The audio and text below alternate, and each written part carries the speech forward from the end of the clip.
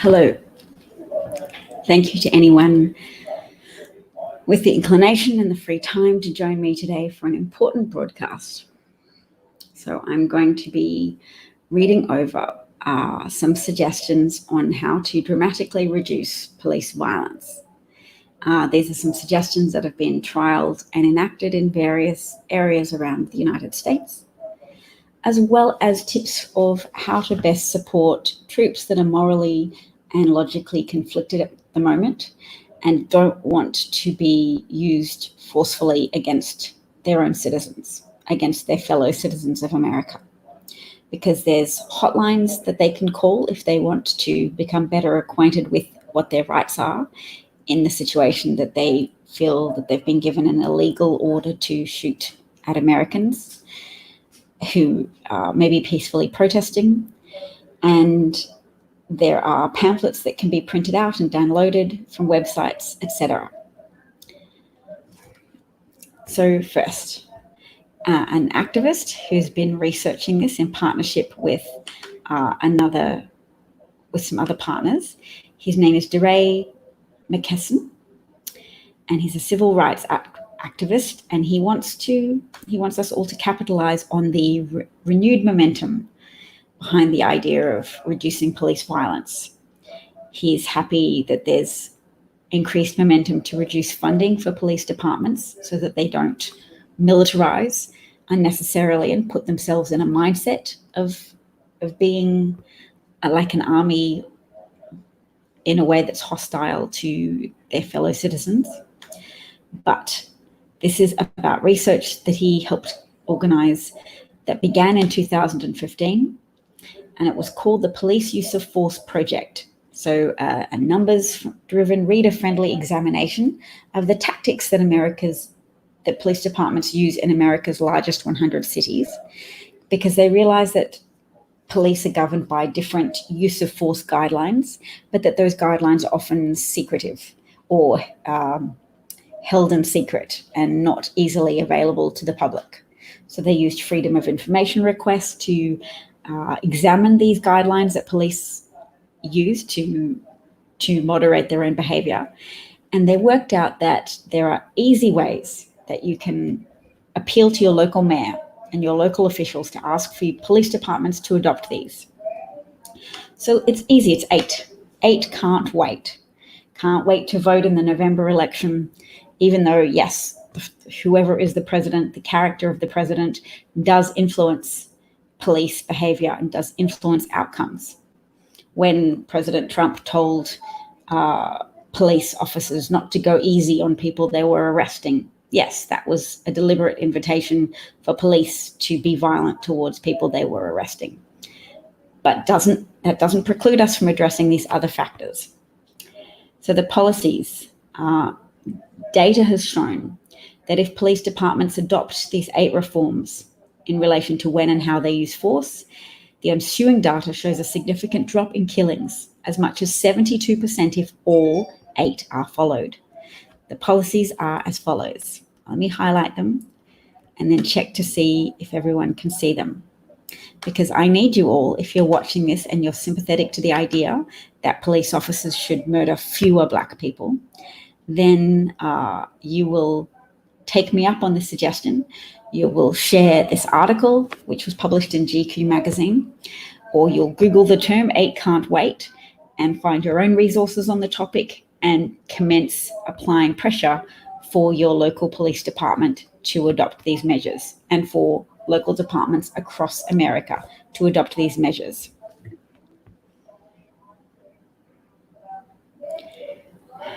Hi, Alan. Hi, Mr. Ed. Thanks, eh?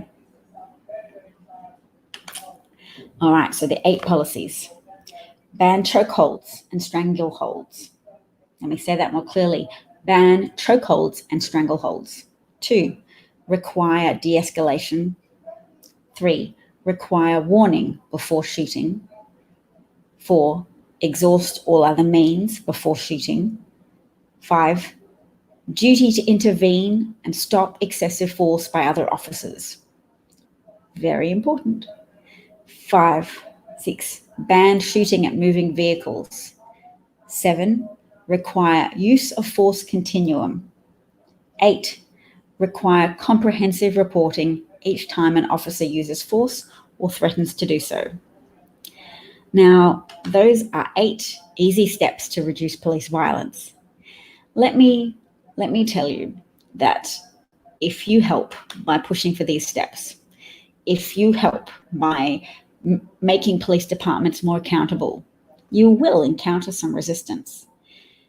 And I'll tell you about another statistic that's not openly discussed much, and that is in states where there is higher average per capita ownership of guns, that there is a higher rate of death of police officers on duty. So police unions are very strong in America, and they make it very difficult to hold police accountable for misconduct or criminal behavior. There's a lot of complaints made against police officers, and research has shown that less than 10% of those complaints are ever upheld. Much less have action taken on them. So, why are police unions so strong? Because when anything is strong, it means there's support for it. Why are police so supportive for police unions? Well, they want power. But they want power because their lives are at risk. It's just not fair to say their lives are at risk from Black people so they can disproportionately attack Black people out of fear for their lives. That is a misplaced direction of fear. What police officers need to be afraid of, what police officers need to be made aware of, is that their lives are at greater risk when they live in states where there is a higher rate of gun ownership. Then they're more likely to be wounded when attending a domestic violence crime. They're more likely to be shot in the course of enacting their police duties. So I'm not just looking here at police being the problem. I'm looking at the fact that, yes, there are varying factors which result in higher or lower levels of death on the job for police officers. Police officers shouldn't have to die on the job, nor should they be allowed to cling to racist internal narratives that blame Black people for the murders. Because if they have that narrative, then we know it's like a strip of sticky paper for flies. If you have an underlying conviction that Black people are to blame for America's problems, then every data point you encounter that concords with your underlying racist belief, that will stick like a fly to sticky paper and be confirmation bias for your racist beliefs and fuel racist behavior on your part. So you will be less likely to register crimes committed by white people. You will be less likely to notice when white people kill a police officer. And you will continue to notice crimes committed by Black people and to have that register as dominant, register as something of priority that you need to take action to stop, and that maybe by facilitating the extrajudicial murder of a Black person, you will be somehow addressing the source of crime. So the myth that white people don't commit crimes, the myth that is a core part of racism that we ignore. Racism isn't just hostility towards Black people, it's the statistical blindness to white crime or crimes committed by white people. And in doing that, you see the problem through a lens that lends itself to destructive behavior.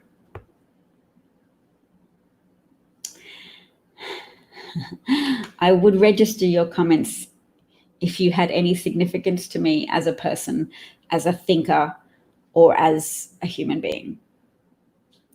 But unfortunately, you don't, because the time is over for indulgence of racism and people who cling to making excuses for systemic racism.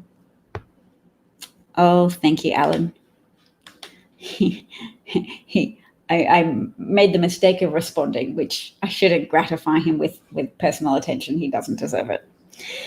But let me tell him and anybody else listening that the product of racist thought is the product of that irrational blaming of people of color, is irrational levels of acting out and violence.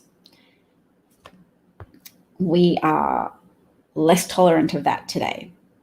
And George Floyd is the inadvertent Jesus in this situation, in that his death has been a catalyst. And it's not just George Floyd, it's Darnella Frazier, who, 17 years of age, and held her ground for 10 minutes to record the entirety of George Floyd's detention and torture and murder, so that it was incontrovertible for 90% of the world to see that he was murdered, that he was purposefully tortured and murdered by a police officer, that we could see directly, and that there are 2 other police officers out of sight. People are devoting less thought to that, but there's 1 police officer standing guard and 2 other police officers exerting pressure on George Floyd's body so that breath was squeezed out of him, so that blood circulation could not properly function. He was being knelt on his legs and his back, as well as his neck.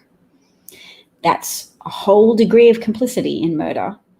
And the fact that the 3 other officers have been fired but not charged with being accomplices to murder and participants in murder speaks to the complicity of the judicial system, speaks to the power of the police unions. And while I was putting out a degree of compassion for police officers who are at a greater risk of dying on the job than people in other professions, that they have to stop. They have to be encouraged to stop by community outrage, to stop fomenting racist beliefs, to fuel injustice, to fuel their unjust targeting of Black people, to fuel their callous indifference to the lives of Black people, because these murders are happening, and Black people knew that these murders were happening. And their rage is boiling over now because their beliefs and their understanding has been validated by the incontrovertible nature, by the undeniability of what was captured on that 10-minute video by Darnella Frazier. They are just angry now because they are saying to us, surely now you can no longer deny the reality that we have lived with for so long. Our understanding has been that we are targeted for death, that our bodies are scapegoats for criminality, and our bodies are scapegoats for the increased risk of death borne by police officers in America who have to face excessive community prevalence of gun ownership. That puts police officers in greater danger. And I will now bring up the statistics about that to show you a graph.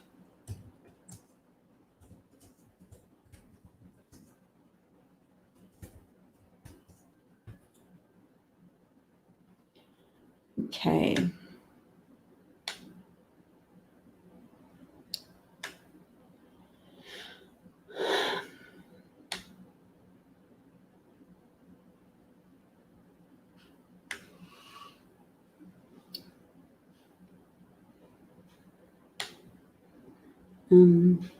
It's going to take me a little bit of time.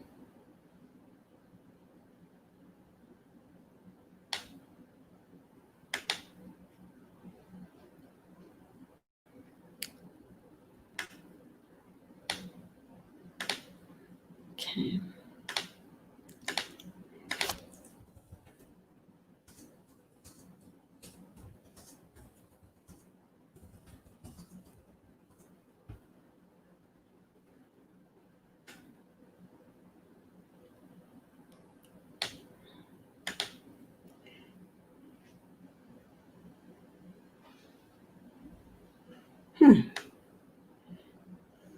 Dang it. All right, well, we've got it on a video, so we will watch the video. But there used to be an article published on the subject. I don't know where it's gone, but that's okay. We're going to look at this short video. Oh, no, wait. I have to make sure I share audio, otherwise you won't hear it.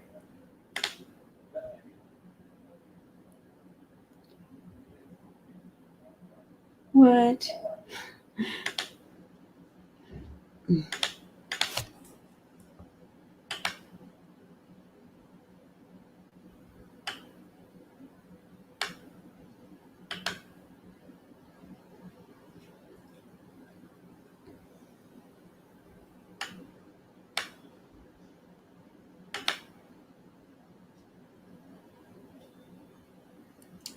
Phew, found it. Okay, so we're not going to watch a video. We're going to see the original article that I'm referencing.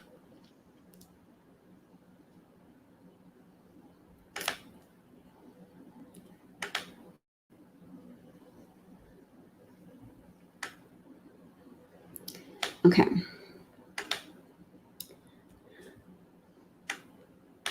Hello. Defense Secretary Esper breaks from Trump. Did he really break from Trump? I heard that he'd said that he didn't know that there was going to be a photo opportunity. He thought they were just going for a walk or something. And he also claimed that tear gas and rubber bullets weren't used in the park. But let's have a look at some charts about gun violence. Okay, so America has 6 times as many firearm homicides as Canada. Yes. Actually, I'm going to scroll down until I get to the section about police officers because I do really want to show you this. I want to show you this under-discussed problem for police officers, that they are exposed to more death when guns are involved.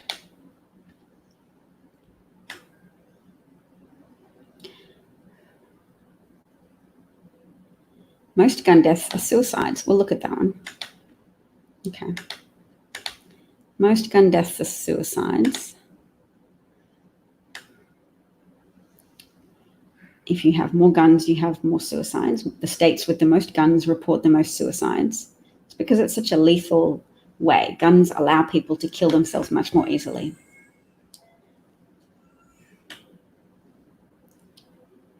Policies that limit access to guns have decreased suicides. Yes, here we go. This is the kicker. This is a statistic you might not have seen before, but that is critical to the story of America and to the story of what's happening right now. In states with more guns, more police officers are also killed on duty. This is why police unions are so strong, in part, not just because power begets more power, and power can sometimes beget corruption, but police know that they are at risk of being killed. Here is the chart for low gun states, and here is the graph for high gun states. So the homicide rate per 10,000 law enforcement officers in a high gun state is 0.95. So nearly 1 police officer for every 10,000 law enforcement officers are killed in a state with a high rate of gun ownership. Now, in states with low gun ownership, the homicide rate per 10,000 law enforcement officers is 0.31. So don't forget that background when you come across information about how hard it is to hold police accountable, how much police unions make sure that complaints against police officers go disregarded, that mayors have difficulty in cutting funding to police departments because it's transactional. They know they're at greater risk of death in some states, and they corruptly hold mayors to account. So mayors or people in local government have reported that when they've tried to cut police funding, that there's been a go slow rate. There's been a go slow culture of responding to calls to the police department. And mayors have just been made to understand that if they try and do something that runs counter to the wishes of police unions, that as a consequence, citizens have more difficulty in getting a timely police response to calls to the police department. And then mayors know that ultimately voters will hold them responsible for what might be seen as a fraying of the social fabric, of crimes going under-responded to, of inefficiencies. So I just want you to remember that, and I will share that resource in the comment section. This article. It is not so easy to Google on the internet anymore, for whatever reason. But there it is. Please look at this article for yourself. Please visit these statistics on high gun ownership in high gun owning states. That's a statistically significant difference. The I guess what I can do as well is link to the original study and show who it's conducted by and say where it's published. So that's just loading. Published in the American Public Health Association, Firearm Prevalence and the Laws and Homicides of Law Enforcement Officers in the United States. I'll share that directly with you.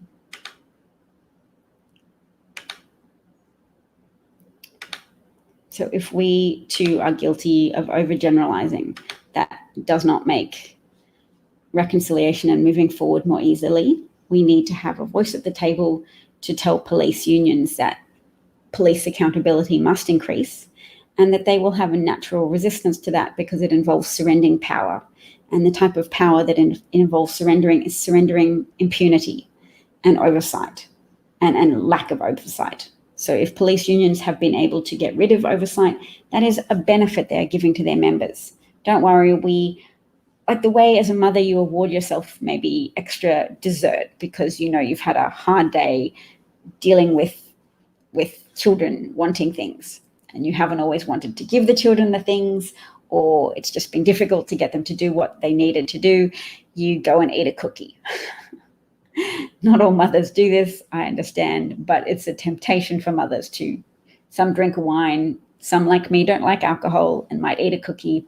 It's not good for our diabetes risk in the same way that police impunity is not good for America and not good for the lives of citizens. So my pancreas and my islets of Langerhans, which produce insulin, are not benefiting if I award myself an extra cookie.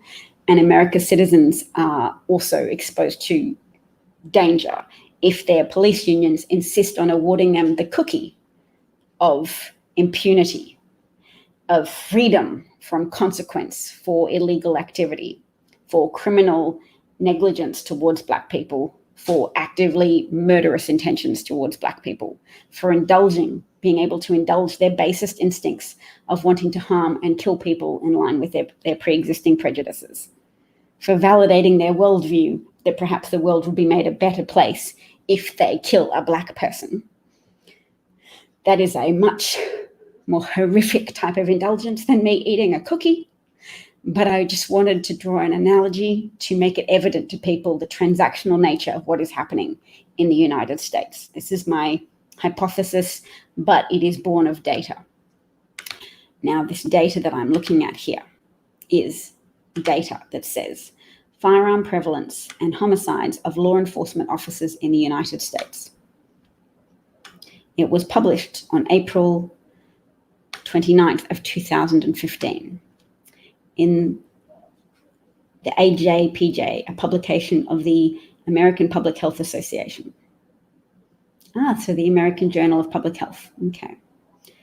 So the conclusion was high public gun ownership is a risk for occupational mortality for LEOs,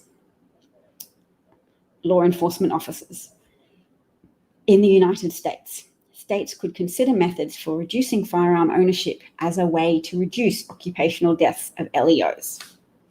So America, rather than address its problems with high prevalence of gun ownership, America, collectively speaking, as a trade-off for exposing police officers to unnecessary amounts of danger, has instead chosen to continue with high rates of gun prevalence, high rates of gun ownership in certain states, and instead has given police officers as a trade-off of at least the freedom to conduct killings or acts of hostility against members of the public in line with their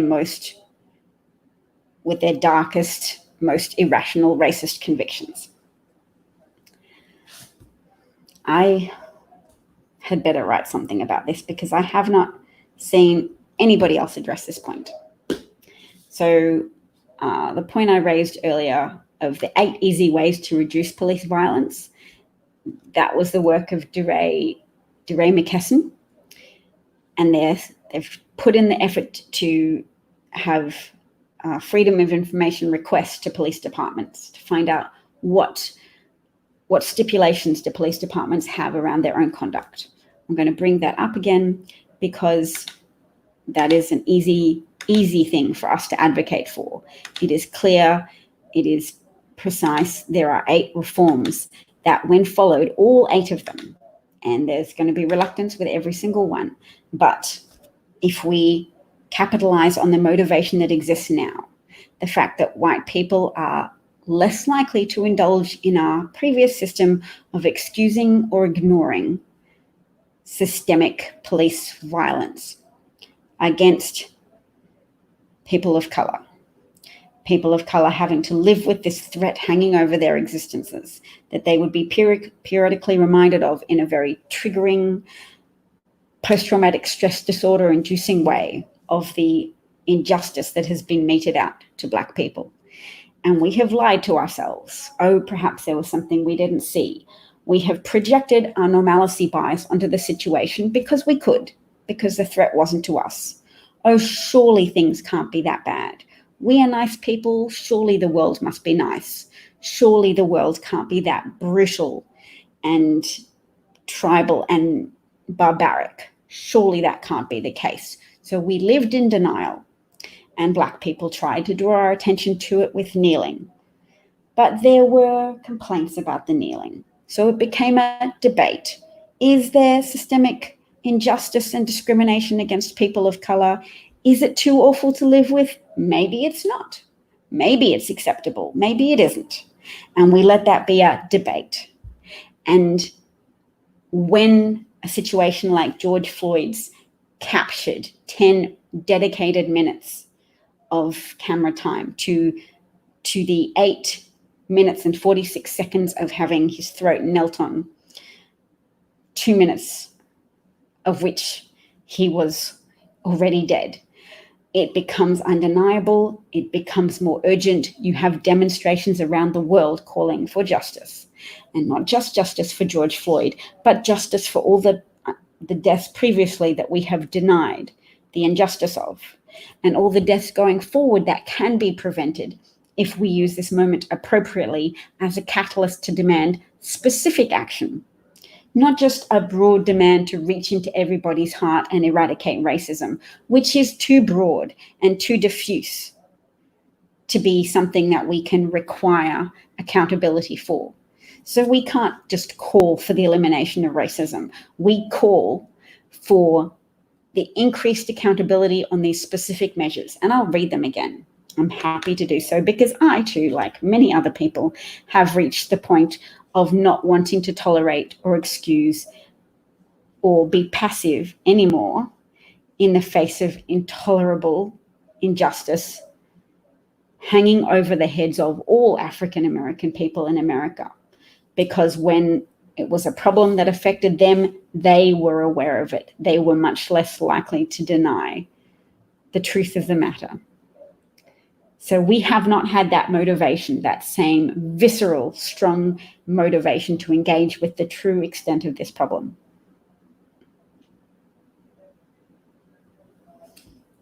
Let's look. 8 easy steps. Demand this from your police department today. Ban chokeholds and strangleholds. Require de-escalation. Require warning before shooting. Exhaust all other means before shooting. Have a duty to intervene and stop excessive force by other officers.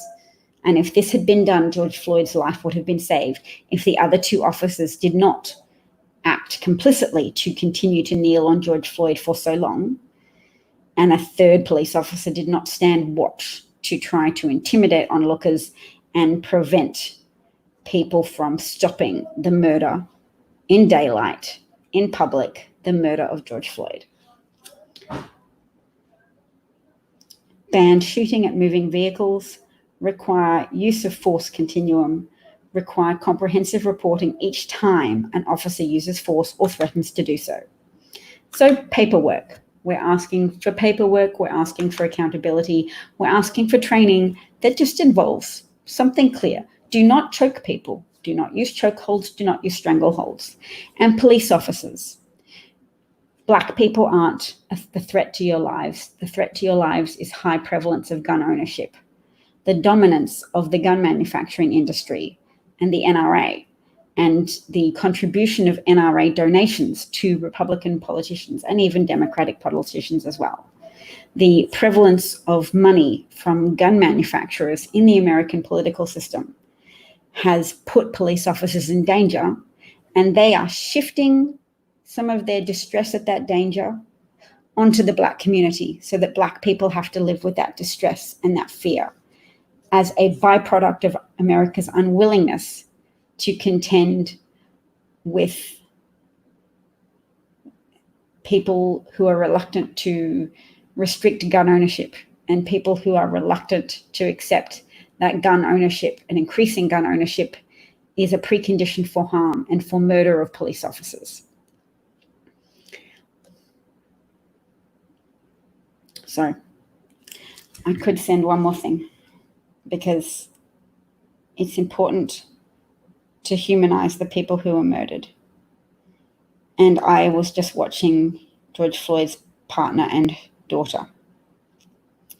And she's 6 years old, and I have a daughter about that age. And as Roxy Washington pointed out, yes, Gianna Floyd has lost a father, and she has lost someone who loved her so much, who would have been an advocate for her, not just walked her down the aisle and been part of the milestones of her life, but who would have fought for her, who would have provided for her, and who loved her. And to rip that from someone's life is a theft, not only from George Floyd, not only a theft of decades of potential existence, but a theft of decades of love, of family from Gianna. Okay, we're going to watch it.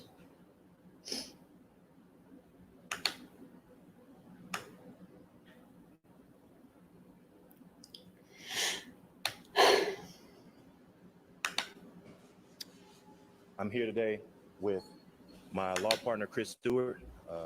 The name of our firm is Stewart Trial Attorneys. We're here today. And TG.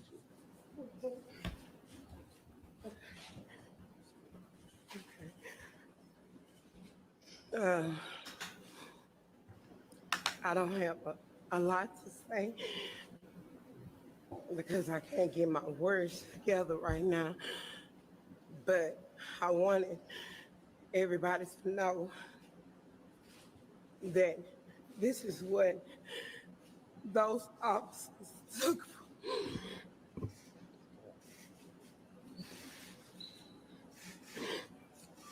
At the end of the day, they get to go home and be with their family. Gianna does not have a father. He will never see her grow up, graduate. He will never walk her down the aisle. If it's a problem she's having and she needs her dad, she does not have that anymore.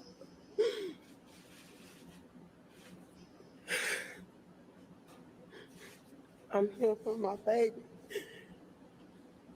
And I'm here for George because I want justice for him. I want justice for him because he was good. No matter what anybody thinks, he was good. And this is the proof that he was a good man.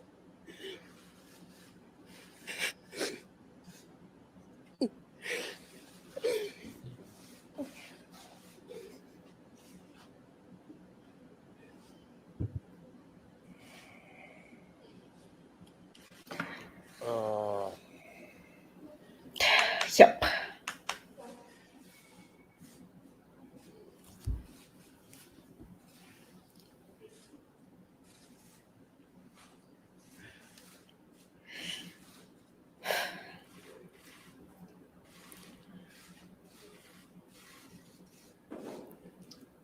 It really don't make no sense. We all seen it, plain as day. Y'all in here with cameras for a reason, to record what's here so you can have it for later. So you can have proof of what happened today, right? Am I right or wrong? So you can have footage of what happened today, right? And when you post that footage on your news station or whatever, you expect people to believe what you're posting and what you video was real, right? Am I right or wrong? Correct. Why is it not that simple when somebody's getting videoed and getting murdered? Why is it not that simple? Why do we have to see her pain? Why do we have to see a daughter getting raised without her father? But you know what? It's a lot of stuff you said that he gonna miss, that I'm gonna be there for. I'm gonna walk her down the aisle. I'm gonna be there for her. I'm gonna be here to wipe your tears. You see what I'm saying? I'm gonna be here for you and Gigi. Floyd might not be here, but I'm here for her. I'm here to get justice, and we're gonna get justice for my brother. We're not leaving. We're gonna keep fighting. We're gonna put my brother we're gonna send him home in beautiful ways this week. But I'm telling you, we are not leaving. We demanded justice, and I'm tired of seeing that. I'm not gonna see her hurt every day like this. We need justice. We demand it, and some kind of way, goddamn it, we gonna get it. Thank y'all for coming, but this shit has to stop, man. It has to stop. I think what he's referring to for justice is the fact that there are still 3 officers walking free without any charges, without being arrested, who were accomplices to murder that was captured on camera that we've all seen. And they were present. We might not have seen all of their faces, but they were there. And their names are known by the police department. And we are seeing instead that there is some type of complicit arrangement between law enforcement, between the legal system, that they have disgracefully not been charged yet. And the protests will continue because this is a cultural moment where white people have much less room to continue to engage in a pattern of denialism, of passive tolerance and acceptance of the status quo, a status quo that has been unduly burdensome to people of color, that has been a death sentence for so many from stress and trauma. And when we know that women of color are 3 to 4 times more likely than white women to die in childbirth, and people tell us that the stress of living in a racist society causes harm at a cellular level to the bodies of Black people. We may have seen the 8 minutes of torture and degradation that resulted in George Floyd's murder, but we can also look further and say, yes, it is quite definitely time to stop ignoring the emotional toll. We are part of this emotional toll this last week, but this emotional toll is the breaking point for so many African Americans, and we are tasting some of that emotional toll to see how degrading and awful it is to know that these murders are happening, and that for them it is but confirmation of something that they already knew. They already understood because their attention was more drawn to the issue, because it had more urgency for them, because it was the lives of people in their communities. It had more immediacy for them. So, white people, time to get our privilege on and use our voices, not to just shrink back and say, this doesn't concern us. It does. It is our systems that require upgrading. It is our systems, if we are the majority, that require our voice to evolve and pressure from us. So I'm glad that the protests have shown diversity. They've also shown a diverse inclusion of agitators, white people wearing all black who have shattered windows and started fires. And be they agitators from the far left and agitators from the far right, I'm sure both are true. It is a coalition of convenience amongst people who like to destroy because they want to be the people left standing when it comes time to rebuild, to award themselves more power and money and influence. So they are happy to bring societies down, and they are happy to attack the status quo. So we're not going to tolerate them either. We can still insist on improving the status quo without insisting that everything be ripped away. without there having to be riots or war or tanks sent by the law and order president. I saw Morning Joe and I was so heartened. They are making a big effort to interview people of color and ask them for their input, which is how I heard of the 8 steps, 8 Can't Wait, steps devised by DeRay McKesson and his colleagues on documented ways that they have been campaigning for police departments to reduce violence and increase oversight and accountability. So, I thank you for listening, as always. I hope I've given you access to some important information. What's the one takeaway I really want you to fight for? Well, I hope you've taken on board some of the humanity of Gianna Floyd and George Floyd's partner or former partner, I'm not sure, Roxy Washington, to just say, yes, people are affected by the theft of a life. If we needed that humanity to wake us up, then that's what we needed. If we needed the incontrovertibility of the 10 minutes of torture and murder captured on camera by Darnella Frazier, then that's what we needed. Let's not spend too much time bewailing that we needed this to wake up, except that it happened. More people are awake, more people are protesting around the world. And as always, action is heartening. I tell you what, I donated some money to Gianna's verified GoFundMe account for her future, and I felt a little bit better for having done that, because action is a predecessor of hope. So doing something concrete does make you feel better. Talking about a problem, identifying a problem can help a bit, because it's an important step before taking action, but donating something felt better too. So let me share again. Two things to share.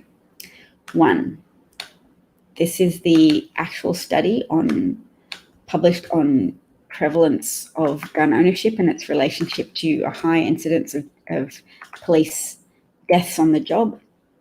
So please, in your own time, take a look at that. Let me cut and paste the title, which will make it more Googleable, more searchable. Firearm prevalence and homicides of law enforcement officers in the United States. If you Google this, if you take a screenshot, it will help. And then this is the title of the GQ article.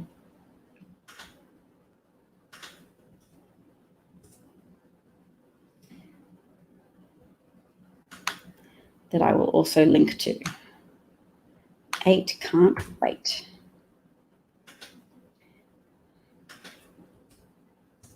Send it to celebrities, send it to journalists. It's an article that gives people something concrete to push for. 8 steps that don't have to wait for voting, don't have to wait for an election. 8 steps that can,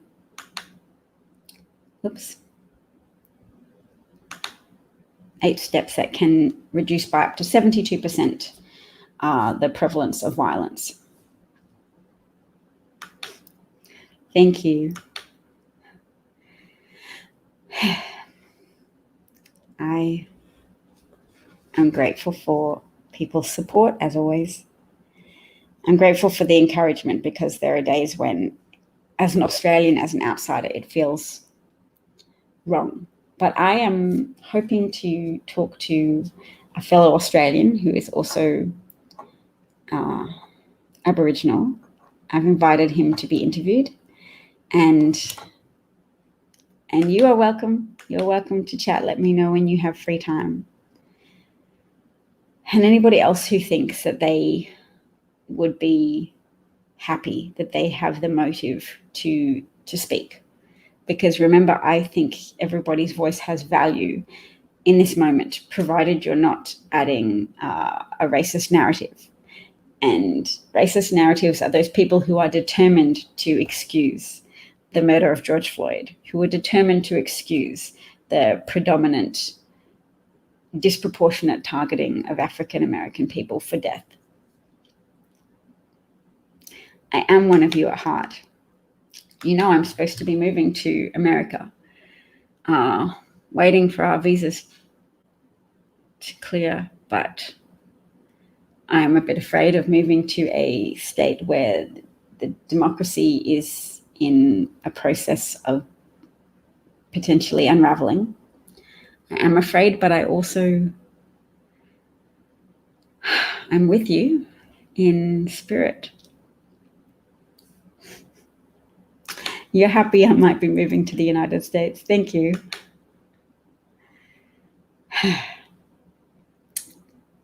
It's very heartening that you are all encouraging. Thank you so much.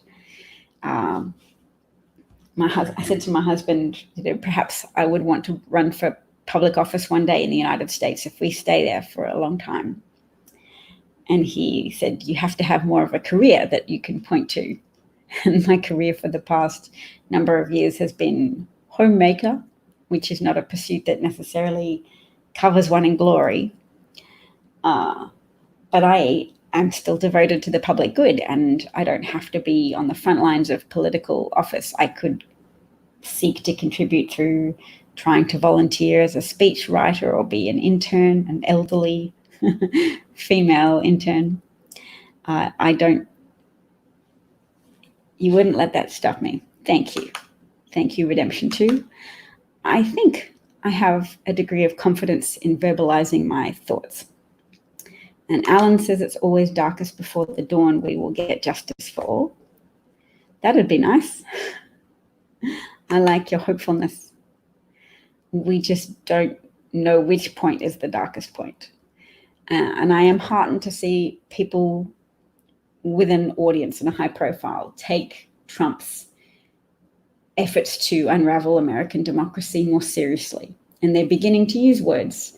Dictator. Kamala Harris said these aren't the words of a commander-in-chief, they're the words of a dictator in relation to dominating protesters. And the ironic juxtaposition of Trump speaking in the Rose Garden and saying, I am a friend to protesters, as you could hear the distant explosive sounds of flashbangs as tear gas and rubber bullets and flashbangs were used to chase protesters out of Jefferson Park, so that to clear a path for the cowardly, weak president to walk through to a church to which he was not invited, to a church that he had not forewarned of his visit. He didn't visit the inside of the church. He stood outside of it, holding a Bible in various positions, including upside down and back to front, to throw a raw stake towards his remaining evangelical base. And his base of white working class men. Do they love the fact that he proclaims he is a law and order president?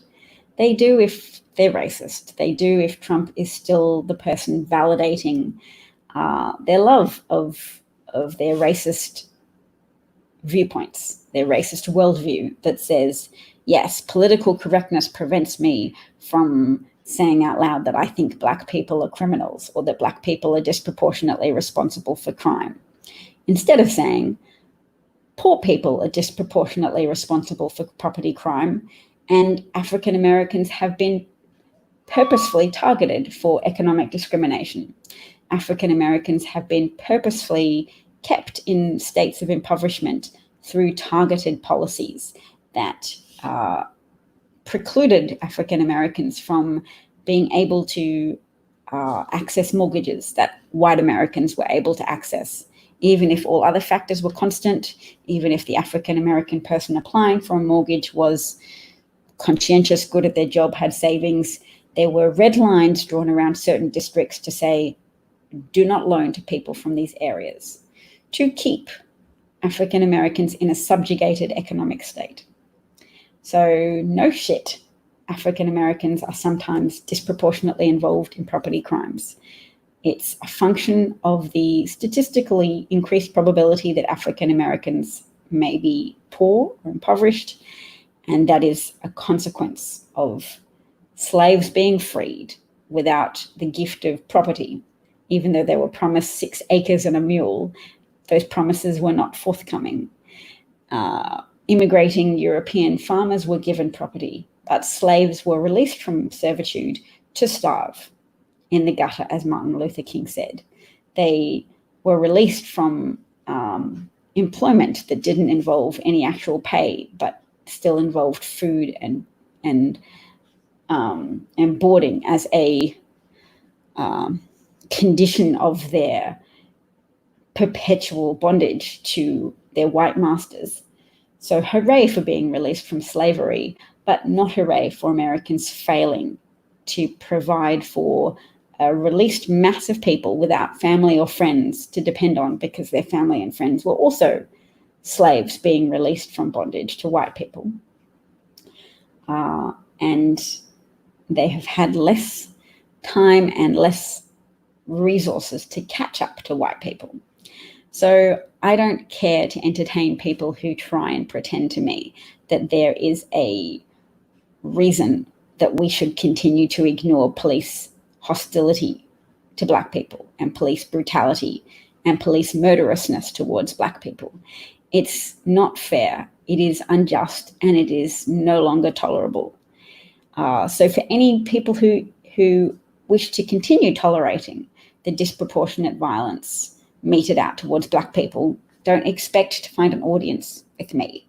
And I encourage other people to, for decency's sake, not to let those arguments find an audience with you, but to ignore, to shut down, to dismiss those people where you can, and to encourage them to look at other statistics, such as the clear differentiation between the number of police officers killed on the job in states with high levels of gun ownership relative to lower numbers of police deaths on the job from states where there is lower levels of gun ownership.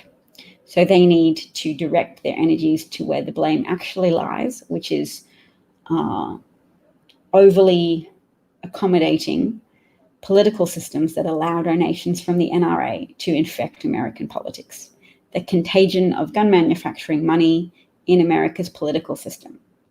An overly indulgent conservative political party that has appointed Supreme Court judges that have falsely interpreted the Second Amendment to mean that everybody can have and should have guns, when in fact saying the well-regulated militia should be allowed to access guns because our fledgling new nation of America cannot yet afford to pay its army. So we have this freestanding militia of volunteers, which we need to still have as a well-regulated militia to fight as part of an army, and to purchase their own weapons and to not be prevented from doing so.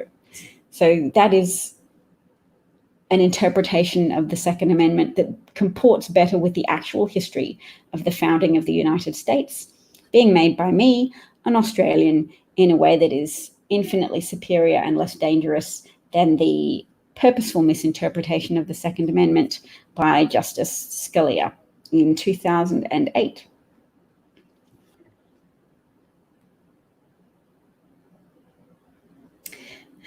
Marianne Williamson, I could potentially watch it because at least she has been a high-profile person who's advocated for reparations. I know she has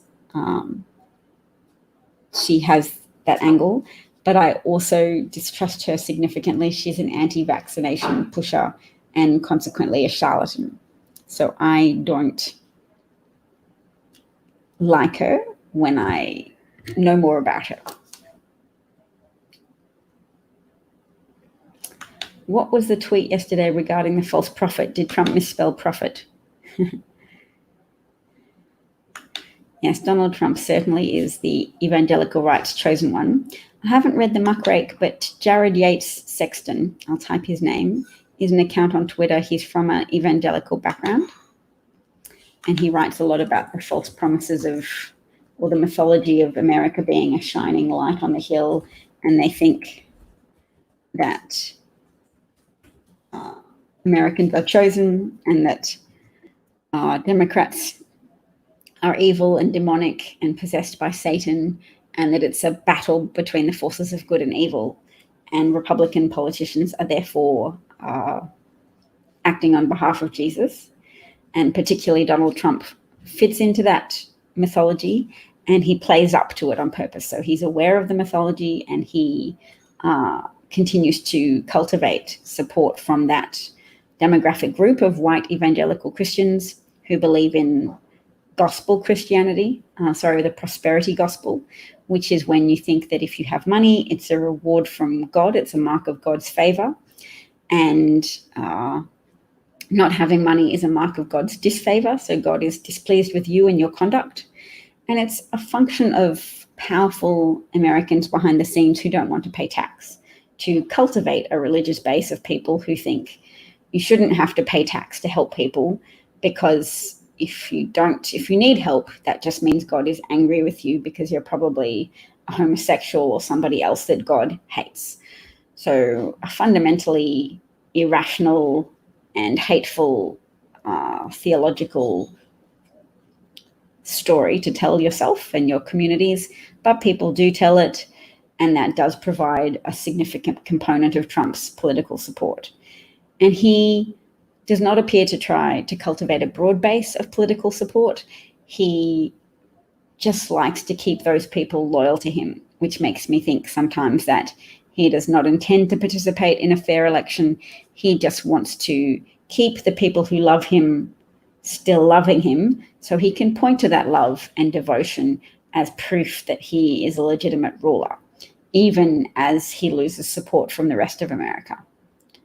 So that's what I want to raise awareness of, that Trump may not have any concern about having broad political support, that he may just want to have a veneer of legitimacy derived from some people's unwavering love and devotion, which is why he just watches that segment of people. They watch Joe Scarborough, which is why he tried so hard to get them to believe that Joe Scarborough was a murderer 20 years ago, when one of his staff members died whilst Joe Scarborough, was in Washington, and she died of an undiagnosed atrial valve weakness and had a seizure while at work, and hit her head on a desk and died by herself in the office whilst Joe Scarborough was in Washington. And should I even mention it? But it is very cruel. And her widow has written a letter to Twitter to ask them to take down Donald Trump's tweets, falsely accusing Joe Scarborough of having murdered his wife, with the implication also that his wife was sleeping with Joe Scarborough, which her widow is not very happy about. He's devoted to her. I think it sounds as if he's a strong Christian, and he's spent years of his life devoted to her memory, and he doesn't want her nephew and nieces encountering that conspiracy theory that's being promulgated by a person with the biggest platform in the whole world, Donald Trump, the President of the United States. Okay, I thank you for listening. I will play some music to say goodbye, and I will go to bed.